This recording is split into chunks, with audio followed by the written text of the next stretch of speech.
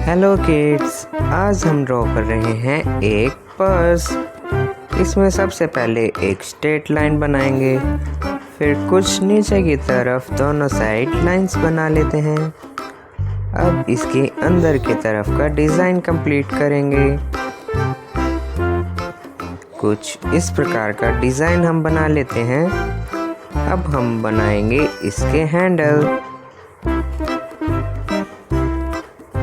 कुछ इस तरह से हम इन हैंडल्स को कर लेते हैं complete.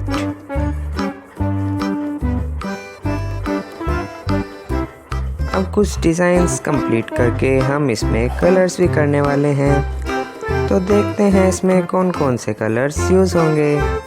Yellow colour, red colour, brown colour, baby pink colour. So let's start. Brown colour,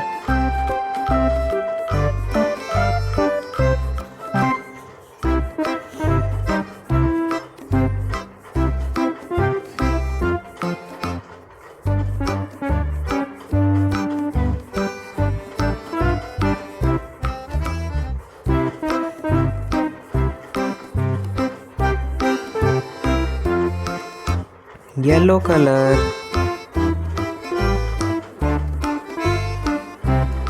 red colour, pink color. So subscribe my YouTube channel for more videos. Thanks for watching. Bye bye.